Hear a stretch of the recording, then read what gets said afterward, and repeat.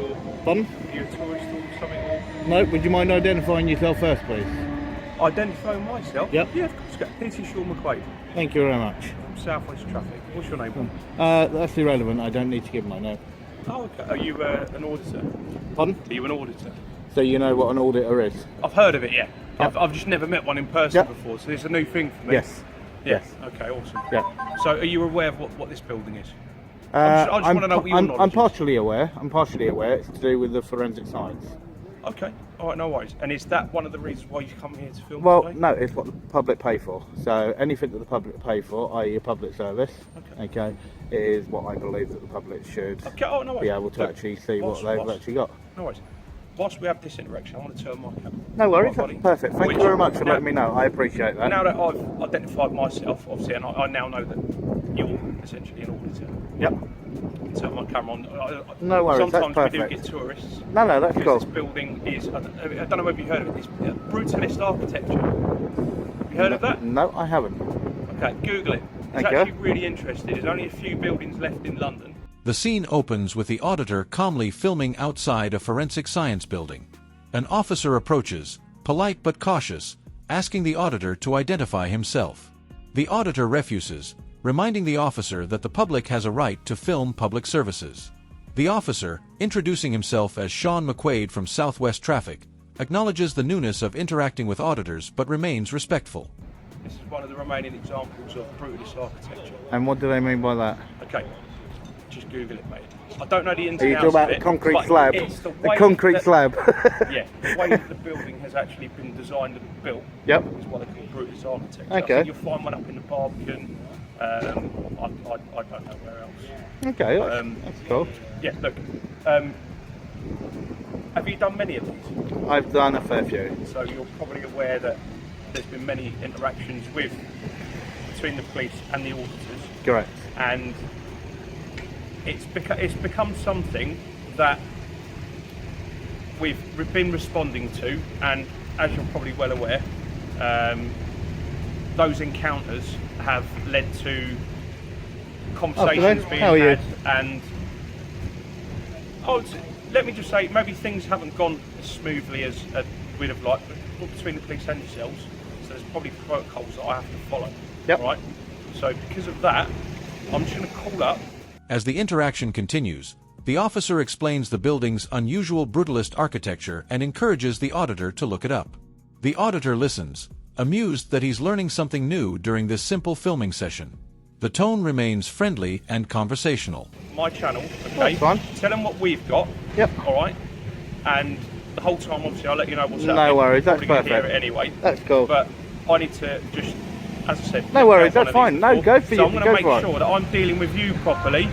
All right. So I'm fair to you, and I'm also fair to the No problem. organisation. That's perfectly cool. All right, buddy. Go for it. Because I want to get it right. No, go for it, mate. You're It's an all good. auditor. You want me to get it right. So, Exactly. I'll tell you what. I'm going to do that now. No worries. All right. So if you don't mind hanging about for a couple of minutes. No worries. Just as long as you are aware, I'm not detained.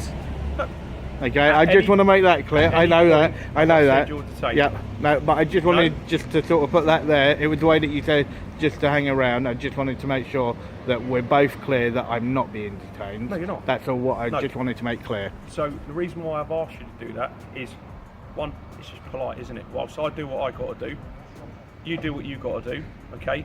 And whilst I double check what I'm supposed to be doing is the right thing That's to do, cool. I'm going to ask you just to wait No- here with no me whilst worries, I double okay? check that. Is that right? Yep. That's obviously with your consent. Because That's I've asked cool. you to stay No, here. and If you're that- happy to stay, and, will you stay? And that's perfectly cool. Lovely. Right, Okay. I'm going to do that now. No Right. worries. Cool. This gentleman. How are you, sir? Anyway, Not Can I- too bad. Can I get you? The officer reflects on previous encounters between police and auditors, admitting that many past interactions haven't gone as smoothly as they'd like. Because of that history, he says he needs to call his channel, following protocol. The auditor reminds him that he is not being detained, keeping the boundaries clear. No, you can just refer to me as so. That's all right. That's fine. That's No worries. Gentlemen's police order. So I'm just going to call up GT, let them know what we've got. There was auditor protocols. I've not done one before, so I'm going to double check what we need to do. Yeah, no worries. No one. Would you mind just identifying yourself for me, please, sir? Yeah, I've got, obviously got a name badge. It's PC Midgley from The road's Okay, and your shoulder number? 2197. Thank you very much. And I take it you're both stationed here, yes? No? Whereabouts are you stationed? We are from I've just come this side, so I'm not in the pavement. From a traffic garage Okay. in Burton. So Right. A little bit. Okay. Yeah, that is quite a bit of a way from Merton to here. So, What brings yourself here today? just filming a public service. Okay, fair enough. So, yeah. Just the Met Police or all around the country? A second officer arrives and identifies himself properly. The auditor continues recording as both officers explain they are from the traffic garage. They ask about his hobby, why he films, and whether he has visited this location before. Their questions are casual but show curiosity about the auditing world. No, I go all over, so that's cool. So, and it's just to actually do with how the police actually interact with the public. Sorry, Okay, it's just to actually do with the way that the police actually engage with the public. Okay, for doing a completely lawful activity, and just in the way that everything is actually done. Okay, fair enough. So, which is good. Do you do it as a job or a hobby? No. What was that, sorry? No. As a hobby then, yeah? Yeah. Fair enough. What do you do for a normal living? That's irrelevant. That's I'm irrelevant. just No. making For that, okay. conversation. Regarding my own personal information and what I do, that's information Fair that I enough. won't give because Absolutely it's fine, something mate. I I'm don't just need making to. conversation, That's that's all. fair enough. That's fair enough. That's fair enough. Fair enough. So Ever been here before? I may have been. Fair enough. Probably not the best looking building that we've got.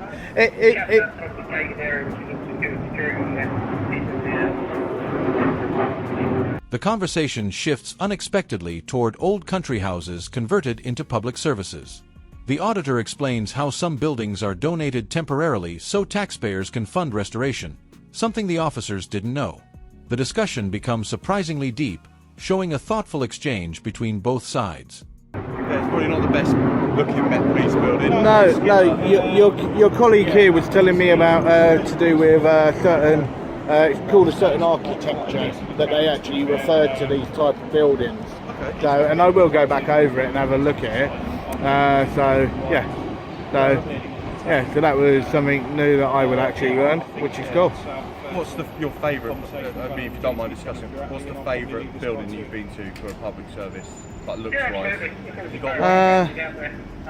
So obviously you must have visited a lot of them if this is your hobby. Yeah, there are, and especially when you actually go out of the cities and you sort of get into the middle of nowhere and you've actually got old, actual country houses and that have actually been converted, and when I look at that I think that's cool. A lot of them are donated as well, aren't they, from large families that have had them. Some of them donated? are, but then the overall, and the reason why a lot of families have actually done that is because of the condition in which they're in, and then it then means that the public purse then pays for them to be done up. The auditor asks how much policing has changed in the past 7 years. The officer replies honestly that not much has changed. The auditor also questions training differences and how PCSOs compare to full officers. Though the officers avoid certain policy topics, the discussion highlights the complexities of policing and public expectations. And a lot of them, it's only for a period of time. It's not for good. It's only for a period of time. So it's almost like a rich person's way of actually donating property to be done up by the public purse, then at a later date to potentially be given back to the family. Fair enough. I mean, that's way more in depth than I've thought of it. Yeah. No, well, that is one thing that I know people have actually looked at before. And is it right to do so? Okay. Are there other ways of actually saving those buildings? So, and that's what it all comes down to. It all comes down to an individual basis, doesn't it? Really? Yeah, it does. Different buildings, etc. It does. So, would you mind if I ask you both a question, if you don't mind? Yeah, of course. No worries. Absolutely Okay. fine. So, have you been a constable for long? For 7 years. 7 years. Quite a long Okay. time. So, in your 7 years, Yeah. okay, how much change would you say that you've seen between the police and the public? The auditor presses further. Why hire more PCSOs when funding could go to full police officers? The officer admits he doesn't control such decisions. Both sides acknowledge the public desire for more fully trained officers, but also the realities of internal policing policies. Not much difference, actually. From when I've when I first started doing this, I've seen no difference really. Okay. What about the training that you were given 7 years ago compared to the length of time now that they actually have for training?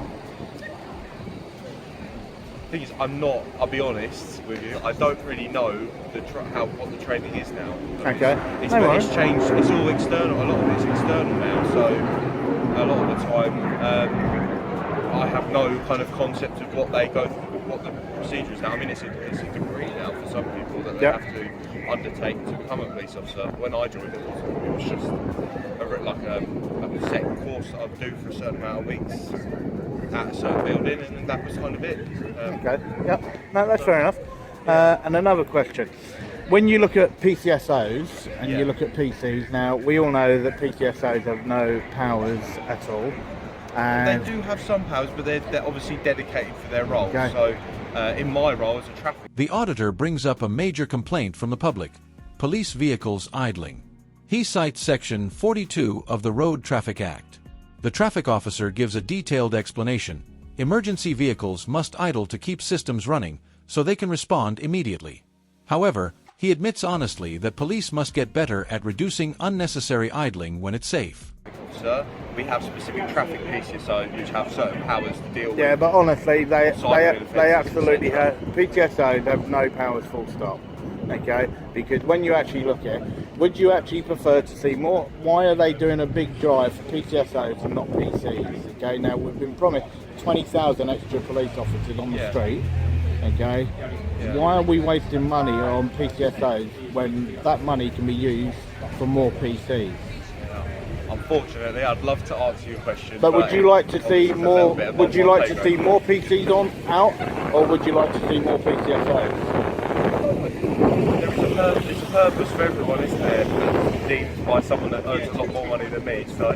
But at least with a PC, they can actually uphold the law of the land, and they can do everything that they need to do. I get that. Like I say, everyone kind of has a purpose, don't they, with their roles, etc. So. Yeah.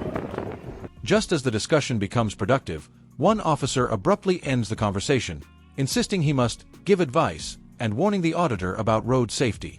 The auditor pushes back, saying he doesn't need advice and understands the law. This sharp shift reveals the hidden tension: officers following strict protocols rather than continuing the open dialogue. Where you are, or have you been at other stations? No, so I've moved to a specialist role, dealing with roads policing now. I've been doing that for 18 months. Okay, so you're part of the road traffic police, yeah? I am, yes. Right, yeah. so I've got a question for you then. Yeah, of course. So, Try and answer as well. so when you look at idling. Idling? Yep. So, stationary cars, engine left running, is that correct? Correct, okay. Yeah. Now, are you aware of what section that is? Not a clue. Okay. Not so something if that you I actually, regularly if deal you've with. seen somebody idling, what would you do?